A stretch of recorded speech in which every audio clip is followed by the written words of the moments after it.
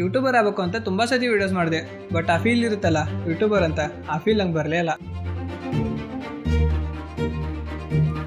Hi, my name is Veeru. I am a content creator and freelance video editor. Youtuber ಆಗಬೇಕಂತ ನಂಗೆ ತುಂಬಾ ಆಸೆ ಇತ್ತು. ಸಿನ್ಸ್ 2018 ಒಳಗೆ ನಾನು ಫಸ್ಟ್ ವಿಡಿಯೋ ಅಪ್ಲೋಡ್ ಮಾಡಿದೆ.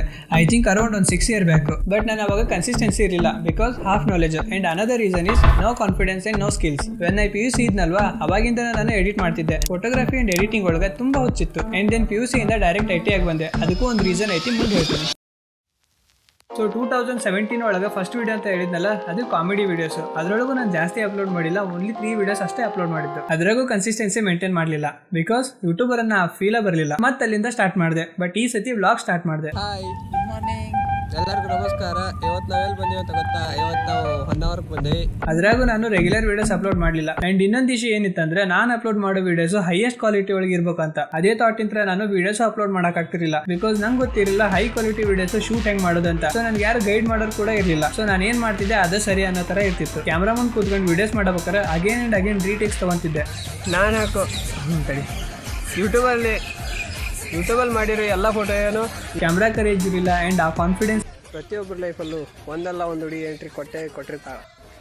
ನನ್ನ ಲೈಫಲ್ಲೂ ಒಂದು ಹುಡುಗಿ ಎಂಟ್ರಿ ಕೊಟ್ಲು, ಅದೇ ಜಾಡ್ಸೋದು ಹೋಗ್ಬಿಟ್ಲು. ಈವನ್ ಟಾಪಿಕ್ ಗೊತ್ತಿದ್ರು ಕೂಡ ನಾನು ನೀಟಾಗಿ ಮಾತಾಡಕ್ ಆಗ್ತಿರ್ಲಿಲ್ಲ. ನಾನೊಂದು ಪಾಯಿಂಟ್ ಹೇಳಕತ್ರ ಅದನ್ನ ಜನಕ್ಕೆ ಯಾವ ತರ ಅರ್ಥ ಮಾಡಿಸ್ಬೇಕು ಅನ್ನೋ ಒಂದು ಐಡಿಯಾ ಇರಲಿಲ್ಲ. ಅದಕ್ಕೆ ನಾನು ಡಿಸೈಡ್ ಮಾಡಿದೆ, ಈ ಫೀಲ್ಡು ನಂಗಲ್ಲ ಅಂಡ್ ನನ್ನ ಕೈಯಾಗ ಆಗಲ್ಲ ಅಂತ ನಾನು ಗಿವ್ ಅಪ್ ಮಾಡಿದೆ. ಅಂಡ್ ನನ್ನ ಮುಂದಿನ ಪಯಣ ಬೆಂಗಳೂರು ಕಡೆಗೆ.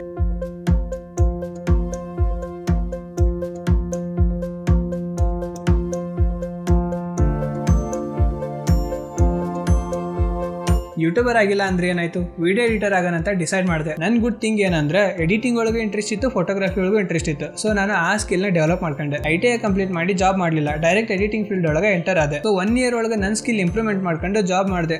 ಆದ್ರೂ ನಂಗೆ ಏನೋ ಸ್ಯಾಟಿಸ್ಫ್ಯಾಕ್ಷನ್ ಅನಿಸ್ಲಿಲ್ಲ. ನನ್ನ ತಲೆಗೆ ಇನ್ನೂ ಯೂಟ್ಯೂಬರ್ ಆಗಬೇಕನ್ನೋ ಹುಚ್ಚಿತ್ತು. ಮಧ್ಯೆ ವಿಡಿಯೋಸ್ ಕೂಡ ಮಾಡ್ತಿದ್ದೆ. ಸೊ ನಾನು ಫ್ರೀಲಾನ್ಸರ್ ಆಗಿ content creators and YouTubers videos ನ ಎಡಿಟ್ ಮಾಡಕ್ ಸ್ಟಾರ್ಟ್ ಮಾಡಿದೆ. ಆ ವಿಡಿಯೋಸ್ ಎಡಿಟ್ ಮಾಡ್ತಾ ಕಲಿತೆ.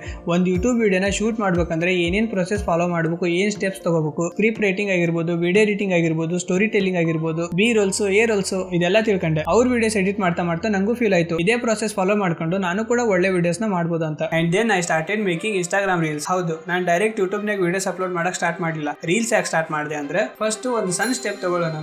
ಇದ್ರೊಳಗೆ ಎಷ್ಟು ಕಲಿತೀನಿ ಅದ್ರ ಮೂಲಕ ಯೂಟ್ಯೂಬ್ ಒಳಗೆ ಲಾಂಗ್ ಫಾರ್ಮೇಟ್ ಒಳಗೆ ವಿಡಿಯೋಸ್ ನ ಅಪ್ಲೋಡ್ ಮಾಡಿದ್ರೆ ಆಯ್ತು ಅನ್ನೋ ಪ್ಲಾನ್ ಮಾಡಿದೆ. And then I enter tech field. ಅದು ಹೇಳ್ತಾರಲ್ಲ, ನಮಗೂ ಒಂದು ಕಾಲ ಬರುತ್ತೆ, ಪಟಾಕಿ ಯಾರ್ದಾರ ಆಗಿರ್ಲಿ ಅನ್ಸೋರ್ ನಾವಾಗಿರ್ಬೇಕು. ಡೇ ಬೈ ಡೇ ರೆಗ್ಯುಲರ್ ಆಗಿ ವಿಡಿಯೋಸ್ ಅಪ್ಲೋಡ್ ಮಾಡಕ್ ಸ್ಟಾರ್ಟ್ ಮಾಡಿದೆ. ಆ ವಿಡಿಯೋಸ್ಗೆ ಎಷ್ಟು ಒಳ್ಳೆ ರೀಚ್ ಸಿಗಾಕತ್ತ ಅಂದ್ರೆ ನನಗೆ ನಾನು ಮೋಟಿವೇಟ್ ಆಗಿ ಸ್ಟಾರ್ಟ್ ಮಾಡಿದೆ. And I feel a content creator. ಹೋಗ್ತಾ ಕ್ವಾಲಿಟಿ ಇಂಪ್ರೂವ್ಮೆಂಟ್ ಮಾಡ್ಕೊಂಬಂದೆ. Camera movements, editing skill, confidence, lot I learn. And then I start making long format videos. But ಇಲ್ಲೊಂದು ಪ್ರಾಬ್ಲಮ್ ಇತ್ತು. ಅವಾಗ ನನ್ನ ಹತ್ರ ಟೈಮ್ ಇತ್ತು ಯೂಟ್ಯೂಬ್ ಒಳಗೆ ವಿಡಿಯೋಸ್ ಮಾಡಕ್ಕೆ, ಬಟ್ ಸ್ಕಿಲ್ ಅಂಡ್ ನಾಲೆಜ್ ಇರಲಿಲ್ಲ.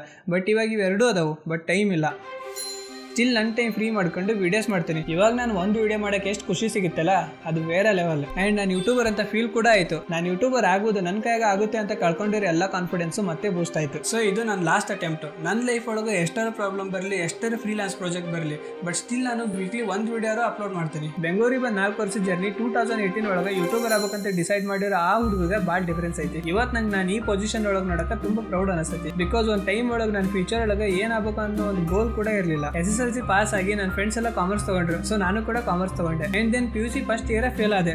ಬಟ್ ಹೋಗ್ಲಿ ಬಿಡು ಅಂತ ಮತ್ತೆ ದುಡ್ಡು ಕೊಟ್ಟು ಮತ್ತೆ ಎಕ್ಸಾಮ್ ಕೂತ್ಕೊಂಡೆ. ಸೊ ಅವಾಗ ನಾನು ಕಾಲೇಜ್ ಒಳಗೆ ಹೋಗಿರಲಿಲ್ಲ. ಅಲ್ಲೇ ಗೇಟ್ ಹತ್ರ ನಿಂತ್ಕೊಂಡು ನನ್ನ ಫ್ರೆಂಡ್ ಕಳಿಸಿದೆ ರಿಸಲ್ಟ್ ನೋಡ್ಕೊಂಡ್ ಬರಕ್ಕೆ. ಸೊ ರಿಸಲ್ಟ್ ನೋಡ್ಕೊಂಡು ಆಚೆ ಬಂದ. ಸೊ ಅವ್ನ ಫೈನಲ್ ರಿಯಾಕ್ಷನ್ ನೋಡಿ ನಾನು ಅಲ್ಲೇ ಸ್ವಿಚ್ ಆಫ್ ಆದೆ.